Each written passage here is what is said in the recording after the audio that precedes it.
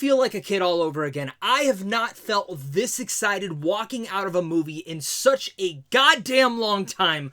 Believe the hype. Spider-Man No Way Home is incredibly great, better than any of the trailers could have told you, and trust me, whatever you think you know about this movie, think again. You are not prepared. I have so many thoughts about why Spider-Man No Way Home might be the greatest Spider-Man movie ever made, and of course, this will be a non-spoiler review. Spoiler review coming later this week.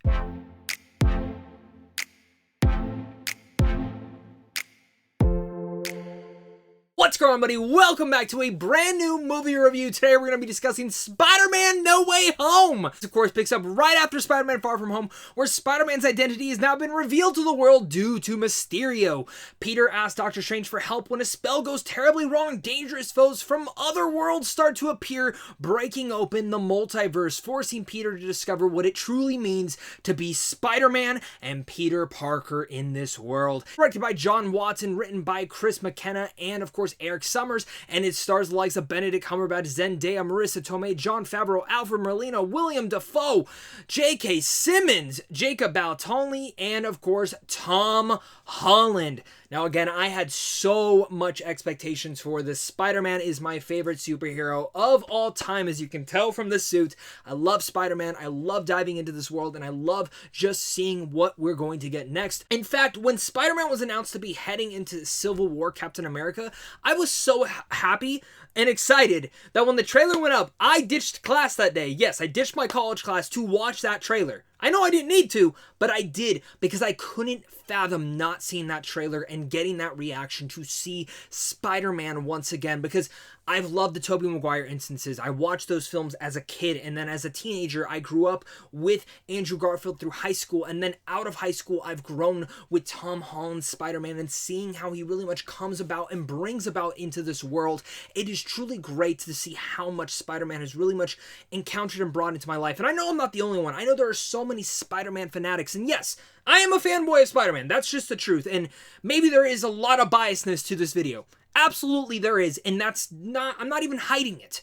But as a giant Spider-Man fan, as a film critic, I can see where the issues are in this movie, and I will talk about certain cons in here and be, fair to the film, but also as a giant Spider-Man fan and just loving the MCU, I love what they were able to do in this movie. I loved it. I purely loved this film. I don't think it's perfectly made, but as a celebration of what Spider-Man is, this film hit the mark for me and more. One of the things I do really want to talk about is Michael Giacchino and the way that he was able to score this movie, weaving in scores from, say, Doctor Strange and even maybe past iterations of Spider-Man, and including their new iteration with Tom Holland. It's all weaved in perfectly and fits and melds in so greatly. Giacchino's done it already with Jurassic Park and, of course, even Star Wars, and we see it here once again. It's organically created, and a big shout out must be given to Giacchino. And also the performances, oh my god. I know a lot of people talk about Iron Man Jr. when it comes down to Tom Holland's Spider-Man, which I've never personally agreed with, but any of those complaints, wipe them away now. This film takes that and goes forward. I know a lot of people were worried that Doctor Strange was going to end up being the mentor in this one.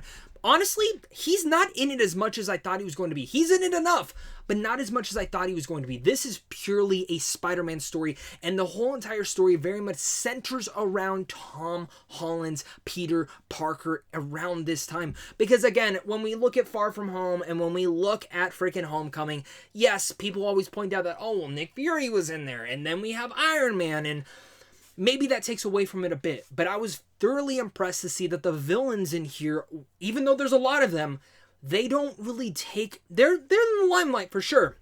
And it's hard to tiptoe around a lot of this because I know a lot of people have theories and thoughts of what might actually appear in this film. Some are true, some are absolutely not true at all.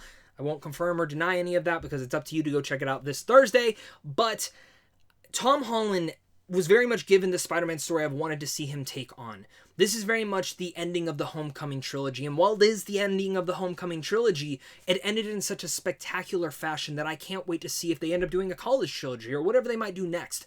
That is what I want to see next. I didn't expect that walking into this movie. I was very worried that I was going to walk in and be like, I have my theories for what might happen towards the end of this film, and while none of those really came true, some did in a certain instance, and I sat there and I was like, awesome. I love how you handled that. I actually thought it was one of the most brilliant things, and I thought the ending of this film was perfection and exactly where I wanted to see Spider-Man go. Spider-Man is a character that has to live two different worlds, and you very much see that inside this film. We've seen it, of course, in Tobey Maguire's, Andrew Garfield's, and the risks, the stakes that they have in those. And I've never felt those stakes personally in a Spider-Man movie yet in the MCU, even though I really adore both of the other previous Spider-Man iterations in the MCU, but this one brings it and notches it up to 10. Of course, Tom Holland is fantastic. I've always loved him as an actor. I think he's just great ever since I saw him in The Impossible to, of course, Cherry and even Spider-Man and anything else you've ever seen him in. He's always really much on key.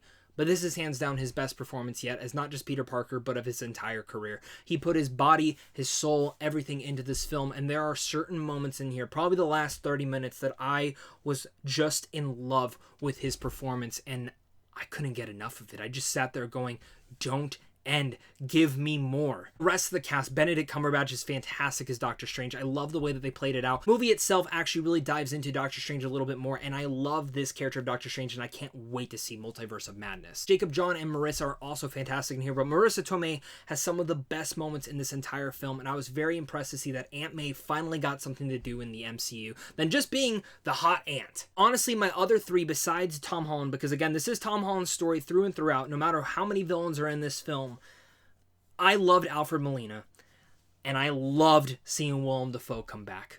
Willem Dafoe has never missed a step. He's one of the best actors that's ever lived, and his portrayal of Green Goblin back in 2000s was amazing and scary and scared the shit out of me as a kid, and it kind of brought back that fear. He's visceral, he's brutal, and it's that same Green Goblin that you missed and also loved and feared very much so. Jamie Foxx, I gotta give credit where credit is due. While I didn't love his Electro in Amazing Spider-Man 2, I loved certain elements of it. He is fantastic in here, and I love what they were able to do with Electro in this as well. Truly enough, the big other performer also I need to mention is Zendaya. We know she's a fantastic actress, but there are, again, moments in here, and the chemistry between Tom and her are just electrifying.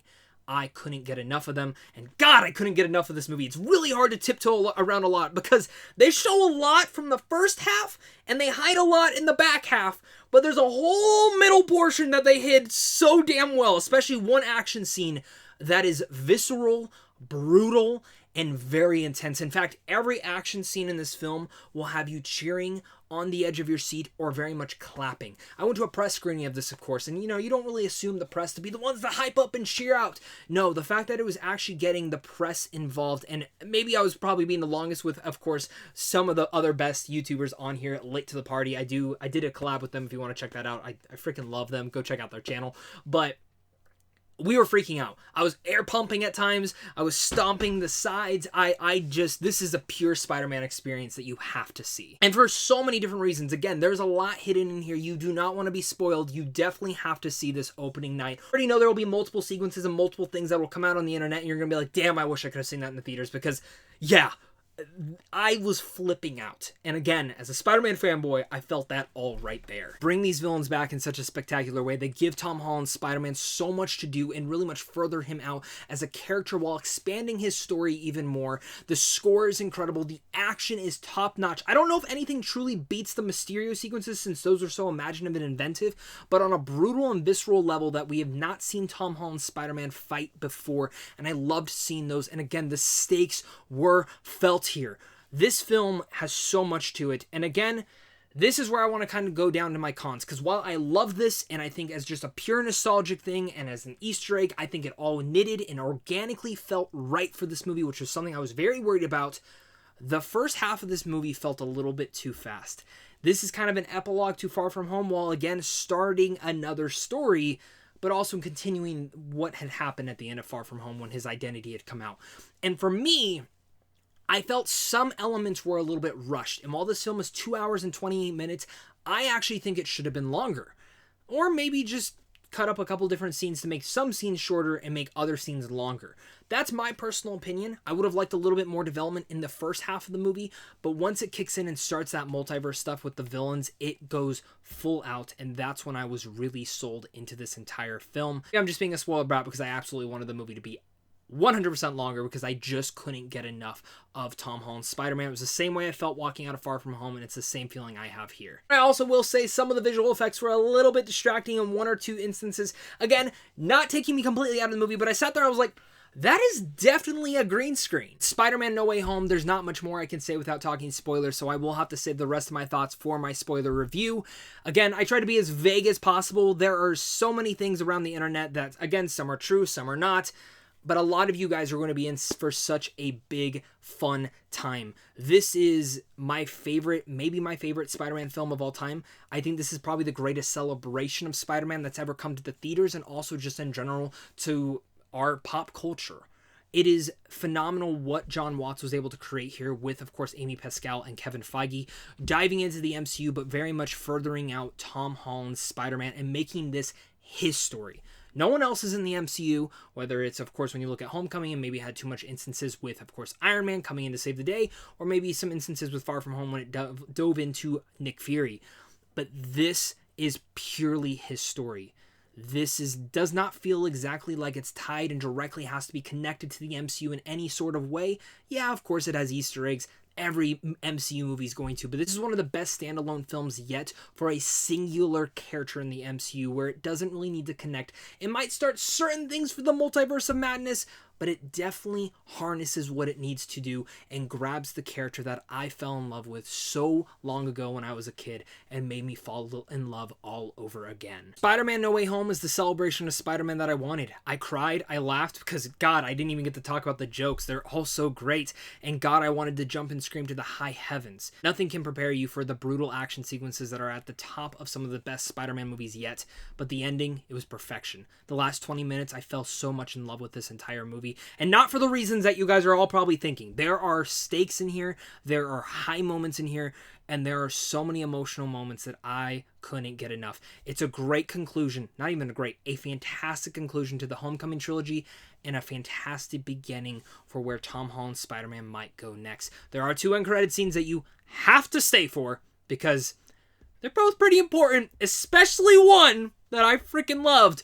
But other than that, I loved Spider-Man No Way Home. It might be my favorite Spider-Man film. Again, need to see it a couple more times before I can fully decide on that. But again, also adding in there, where is it going to be on my MCU ranking? You'll find that out soon, guys. Thank you so much for watching this. And with all that said, I'm going to give Spider-Man No Way Home an A+. I might have some cons, but honestly, those are nitpicks to me. I rate on how energetic, how excited I was watching a movie, and this checked all the boxes for me. But I want to hear your guys' thoughts, because that's honestly the most important thing about this entire video is hearing your guys'. So make sure, again, to leave a comment, hit that like and subscribe button. Of course, with everything said, guys, with great power comes great responsibility. So, of course, until next time, stay classy.